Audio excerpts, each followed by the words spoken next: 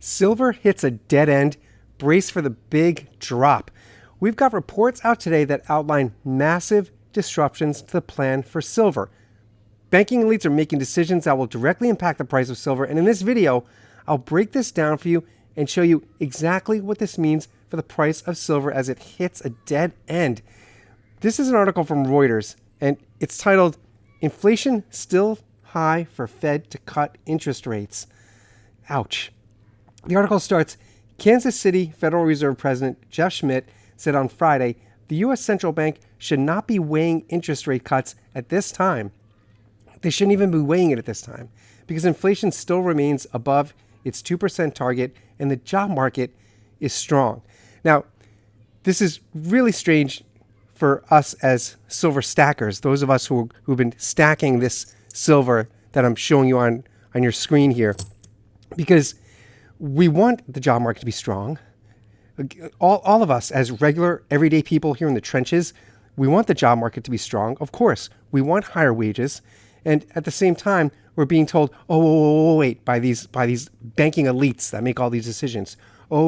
Actually, we don't want the job market to be that strong, really. Because, inflation, we want to bring inflation down. And if the job market is strong, then people have a lot of money and it's not going the way we want. So let's continue. Watch. The article says, with inflation still running above 2% and labor market still tight, it is appropriate that monetary policy remain restrictive. This is according to this Kansas City Federal Reserve President, Jeff Schmidt. The article continues, inflation started off 2024 at too high a pace, and this recent data underscores what I believe is the need for the Federal Reserve to be patient as we wait for clear and convincing evidence that inflation is on track to sustainably return to 2%. This is so hard to swallow because we've been waiting for these rate cuts. We finally hear Powell make the announcement a couple of weeks ago. We see Wall Street, of course, respond immediately. Wall Street just jumps on it, and we get a huge response in the stock market just from Powell saying that.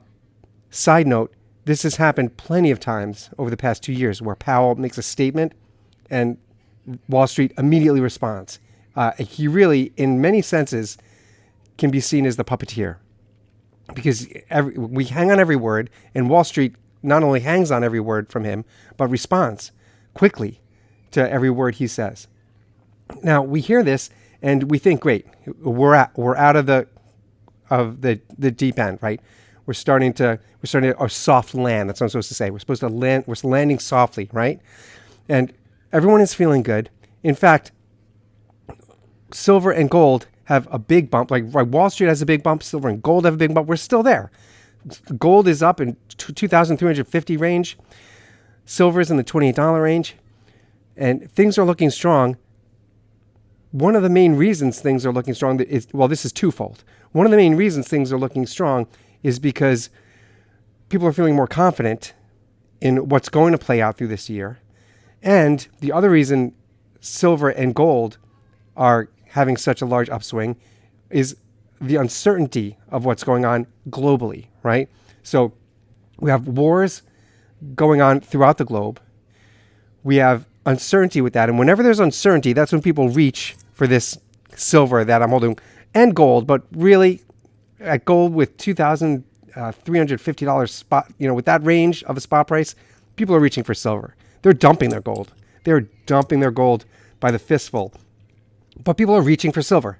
We're looking, whenever there's uncertainty, we as silver stackers and people who get a fear of missing out and people who just learn about this investment, I know we're not supposed to say investment, but for many people it is an investment in precious metals. They see that it's a safe store of wealth and they start to go in. We also have a great uncertainty with our economy as the Fed tells us one thing and then pivots to the other. First, we're being told, manufacturing is expanding. We're doing so well.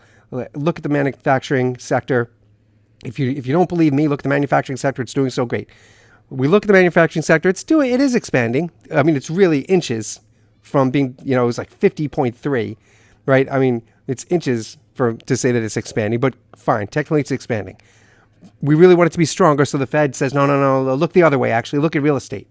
real estate's going to really do well. It's April. Look at real estate. We look at real estate. Real estate is actually not doing what it's supposed to do at all.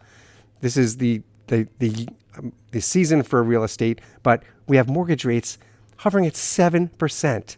So you could either go to this tangible asset that I'm holding here, and by the way, if you're enjoying this content, please hit the like button and hit subscribe. It really helps a lot to get this information out. Please really hit the like button and subscribe.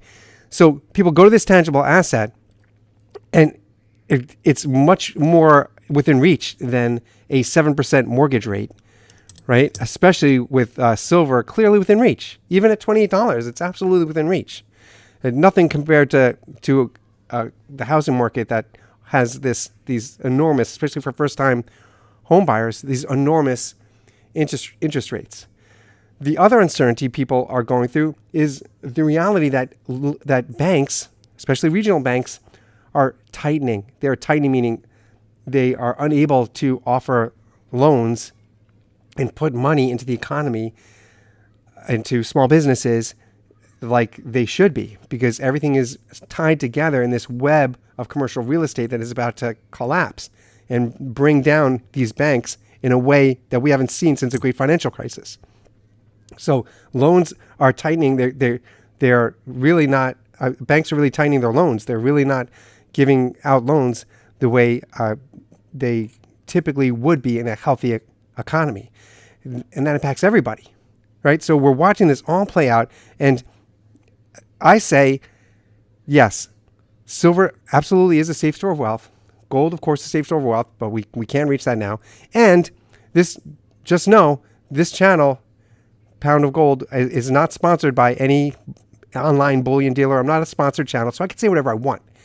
If I was sponsored by SD Bullion or one of these big online bullion dealers, I can't tell you what I really think. It's impossible. They would be my boss. I wouldn't be able to tell you don't buy silver, which, by the way, I'm about to tell you don't buy silver. This is not the time to buy. It's not. This is the time to hold. Silver is an upswing.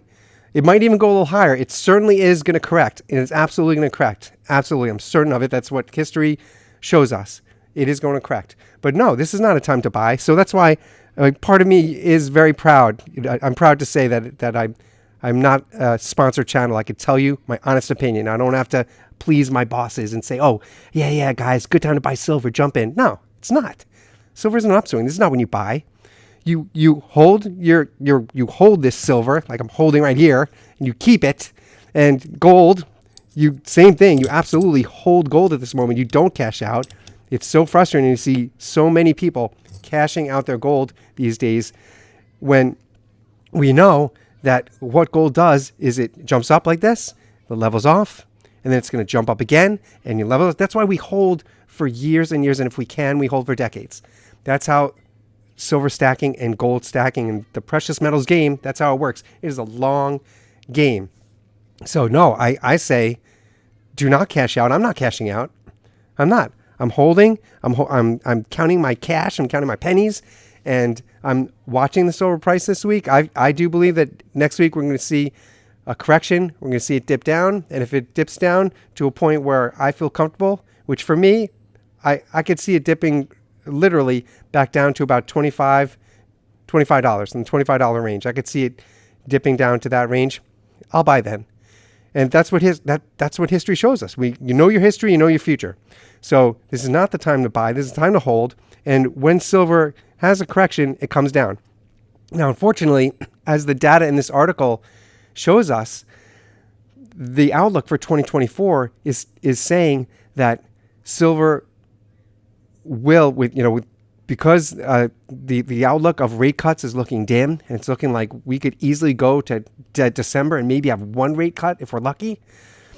That tells us that silver is most likely, it's going to correct, but it's going to remain stagnant when it corrects. It's going to take a long time, just like we spent the last 2 years watching silver hover between $22 and $24. With this data in the article I just presented to you, that tells us that silver will make a correction, but as 2024 plays out, it will most likely remain quite stagnant. So it's good for all of us who want to continue and are able to stack and get more silver rounds like I'm showing you and I'm holding here. more silver rounds, more silver bars, this is going to be a great year to do it, because silver is most likely, unfortunately, as we see that interest rate cuts the interest rates going to remain high, and the cuts are most likely not going to happen. That tells us that silver is going to remain stagnant the way we've seen really for the past 2 years. So not a good time to cash out now. Not a good time to buy. I say it's a good time to hold. That's my opinion. I'm just a regular guy stacking silver. I'm just telling you my opinion. This is a good time to hold, get my cash ready, and when I see it come to a nice price, I'm absolutely going in. And probably I see next week, probably the end of next week, is going to be a nice time for the correction to happen and to go back in on silver.